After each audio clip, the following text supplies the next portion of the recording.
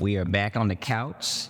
Once again, outside of our living room. I will be happy to be done with this so we can get it back. But we are here in the space again, looking at this amazing work. And one of the things that I really appreciate about our guest today, Sue Ross, is that she tells us so much about the content that many of the artists are dealing with in their works.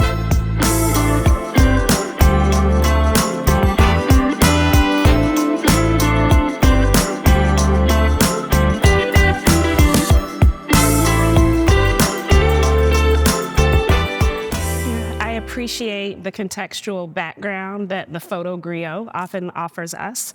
Having only been in Atlanta for 20 years, and you've been documenting so much of Atlanta for the past 40 plus years. 40 plus.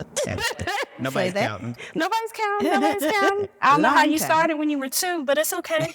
No, but it provides us a lot of historical reference. And it was really, really, we're really grateful that you're willing to be a part of this conversation, because in all the conversations we've ever had with you, we always learn something new that aids and helps in our desire to be a part of this Atlanta arts culture and arts ecosystem. That is so true. Hey.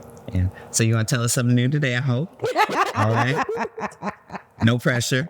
No pressure. No. So, But it'll be new to our audience. yes, right? this is It'll be real. new to This is our real. audience. So our audience can't see it, but your work is about 8 feet that way. Yeah. And I'm wondering the significance of the Andre piece that we purchased as part of the Galbreaths collection. To you. To me, Yes. to me, it's very significant. You know, we are in at the end of 2023, and next month will mark the 50th anniversary of the election of Atlanta's first Black mayor, Maynard Holbrook Jackson Jr. And I was blessed to be a part of both campaigns. Maynard's as a graduate student, college student, and Andre's on the other side from the perspective of the seasoned senior citizen who can look back over a career in city government and, you know, kind of advise and give advice on how to do things, but doesn't have to be in the middle of getting it done all the time. But, you know, he represented to me a new face in Atlanta, a new beginning, a new, he continues the traditions of commitment to the arts and to minority business development and to communities and community service, and most especially to the youth.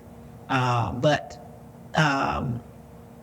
you know, when he started out, he was at like 8%. And this young man worked hard. This is an example of it. That is election day. The polls are about to close, but they haven't closed yet. And he's on the streets in Adamsville, where he grew up, encouraging people to get out to vote. Yeah.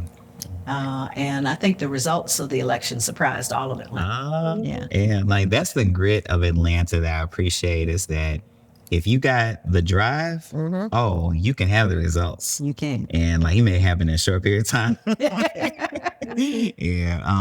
One of the things that I'm curious about is how in the world you are in those spaces at those moments to capture those to the extent that you do. Like, over these years, I mean, like, your portfolio looks like you were cloned.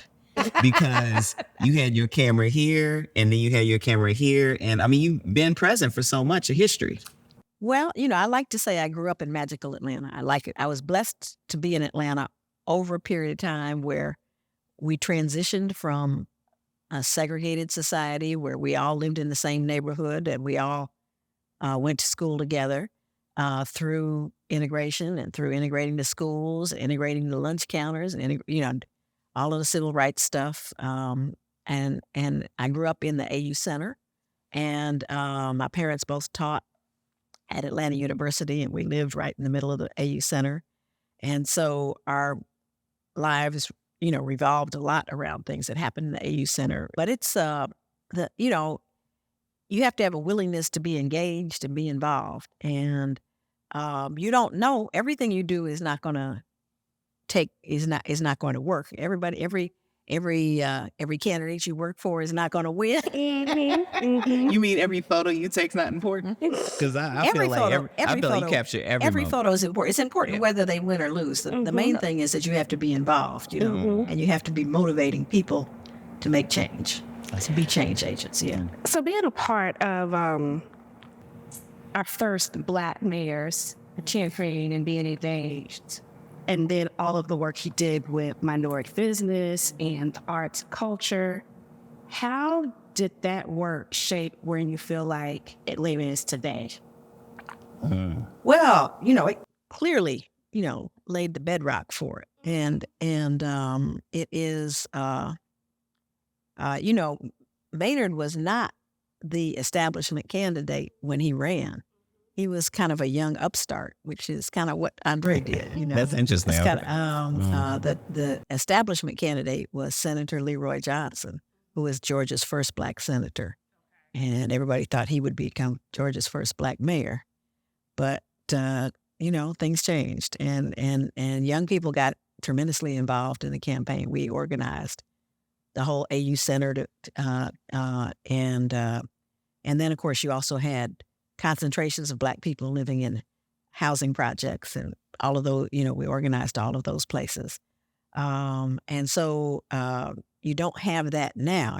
Everything is much more spread out than it used to be. But the opportunity is still there for somebody who's committed to delivering for people. And I think that's what people were looking for in Maynard. They were looking for a new vision and a different way of doing things.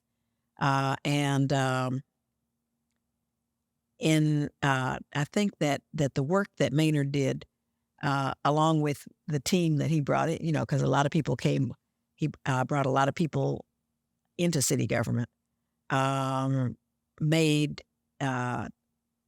the tone for not just Blacks in Atlanta, but Blacks and women, artists and community activists. He created the NPU system, which engaged regular citizens in their government and making decisions about their government. And a lot of the current leaders that you have come up through the NPU system, have come up through being advocates in their neighborhoods and then making change. What he did for the arts was transformational. Before Maynard was mayor, there were 3 or 4 arts organizations that got funding from the city. The High Museum, the Symphony, the Ballet, and I can't remember the last one. It was Those are all on a 4-block radius of each other, too. They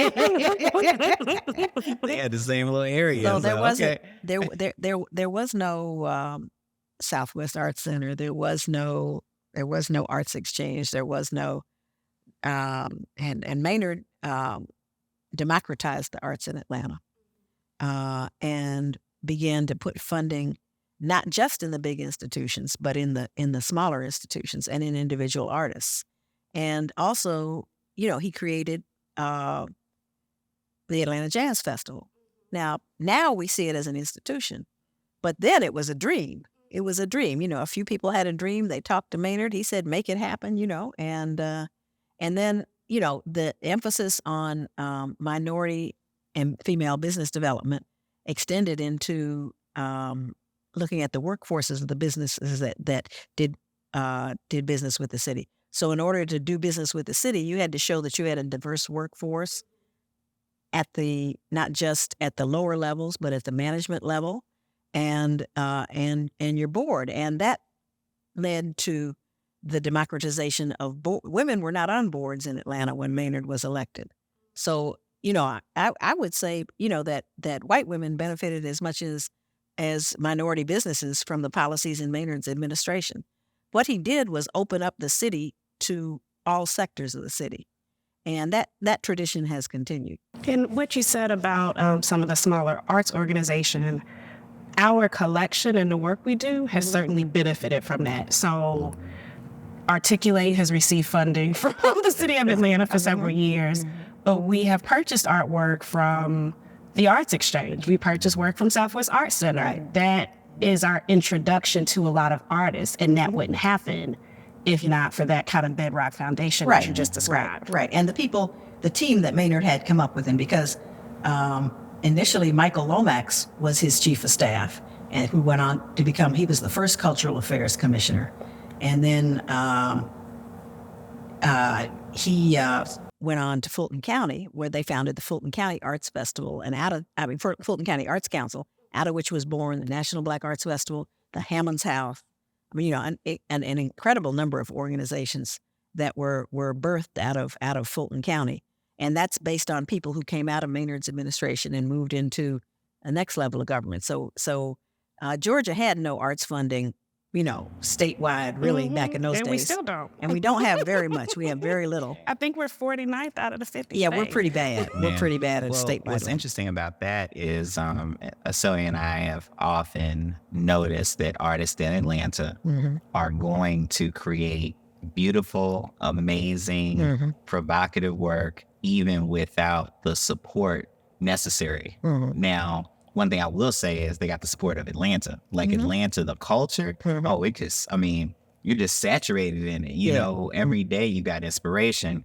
But one of the things that I'm hearing you both talk about is progression, right? Like evolution. Yeah. And as a high school art teacher, I'm telling you, the future of art is highly feminine, super feminine. I mean, like all of my colleagues and counterparts are seeing young girls, young women, even like folks that identify as female, ultimately create work that is flooding like our highest quality AP art classes, IB art classes. And we're about to see this explosion, I believe, in the coming years. And I think Atlanta is going to be one of the places where we see it in our collection. So I'm excited about that. Good. So if you had some words of wisdom, not that all of your words are words of wisdom, but not all of them are. Every word's important. Every word is important. Every photograph is important. But how would young collectors and young art enthusiasts continue to show up in this space and try to do the good work that's necessary to keep Atlanta like Atlanta has been, or even better from an arts and culture perspective? You got to be open to new ideas and new perspectives. But you have to recognize that artists have to be supported. They are, most artists don't start out being able to support themselves through their artwork. They do it as a part of what they do in other careers. You look at somebody like Spike Harris. Spike was one of Atlanta's leading architects. He built much of the landscape of this city. But when he retired, what did he do? He became an artist full time. So we have to find creative ways to support the arts. There's talk of developing an arts district in Atlanta. There's talk of looking at different ways that we can support career paths for artists and funding for artists. For collectors, meet artists while they're young. What you want to do is meet the young up and coming artists, because a young collector can't afford to collect, Beardens and Jacob Lawrences and all of that starting out. But what you do is build a relationship with the young artists that are coming up. Cool. And that was one of his lessons, was find artists that are similar age to you in this late world. You continue to grow with them. Your income grows. Their artwork presence grows. Yeah. Well, I'm very impressed and proud of the work that you all do, because you not only expose other young collectors to artists, but you kind of are showing them a new pathway, a new way. Everybody's not going to be as open about their collections as you are and show their collections. But by showing people that you can create a collection, that you can start small and grow your collection.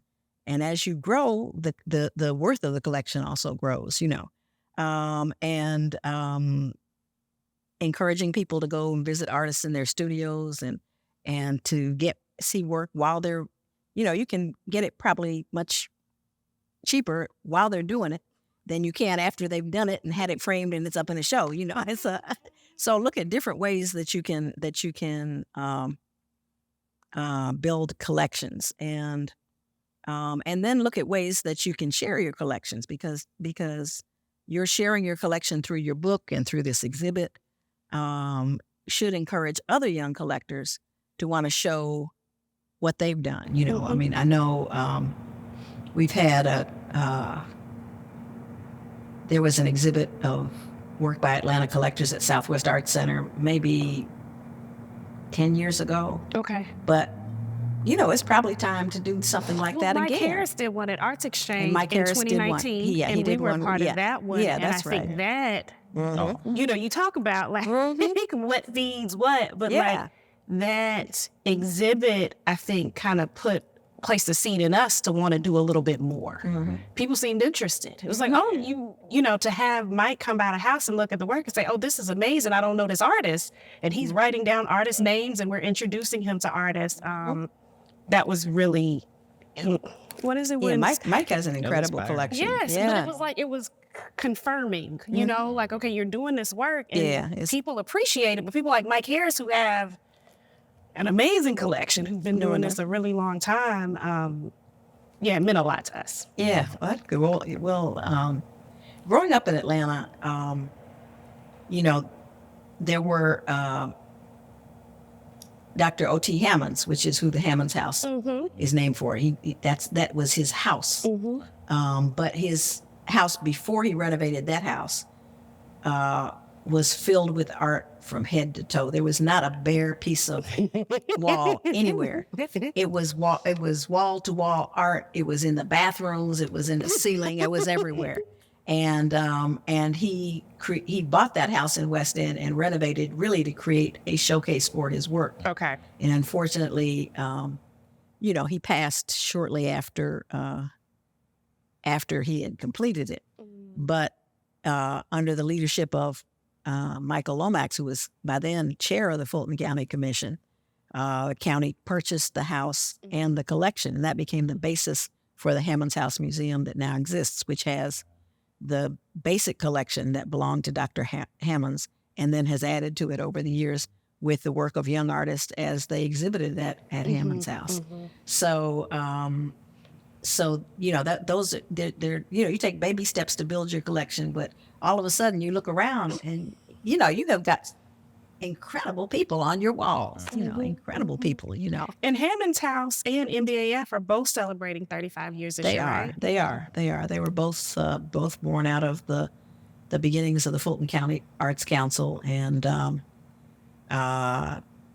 they are independent but still interrelated with Fulton County. So, as a matter of fact, I was down today at the commission meeting this morning, asking them not to cut the arts funding because there's a proposal to cut the arts funding by a lot. And so, you know, you have to, but what you have to do is you have to get people out to show that there is support for the arts. So there were maybe 20 representatives of different aspects of the arts community there to speak on behalf of them continuing the arts funding. A great story that was told today was by Chris Escobar, who's the head of the Atlanta Film Festival, but he also, and he was talking about how the little bit of investment that Fulton County made in the Atlanta Film Society years ago led them to be in a position to purchase the plaza and to then transform that block. And then he gave statistics on how much sales tax and economic development there had been in the area based on the redevelopment of the Plaza Theater. I mean, that place was decrepit. I don't know. Wow. I mean, if you saw that place like 15, 20 years ago, it was like a house of horrors almost. I mean, it was a theater. It was run by a film enthusiast, but it wasn't, you know, what it is today. It isn't what it is today, you know. And but a small investment of the arts can lead to a lot of economic development. And it did. So you talk about Chris Escobar and Plaza Theater. We wouldn't have necessarily had a place to show the Articulate documentary without the work they do for nonprofits and how they show up and how they create a space. And then when we wanted to show it a second time, we were able to show it at the Terra Theater. And all of this is because of the investment that Fulton County made 15 years ago into the Atlanta Film Society. So it's, And you look at all of these we have groups that are nationally recognized. True Colors Theater. We have Bronze Lens Film Festival. All of these things have gotten support from public support, which then leverages them in raising private dollars, because it's going to be a public-private combination that makes the whole thing work. And so that's as true for visual artists. For developing visual artists, the art spaces that have been created by public institutions, the things that the city and county have done to support artists, giving them direct commissions. So there, we have artists from Atlanta that have been able to develop because of public support for the arts. Well, as usual, Sue, you have shared many new things with us. Thank you so much. Mission accomplished. Cheers to you. Cheers. Appreciate it. Thank you.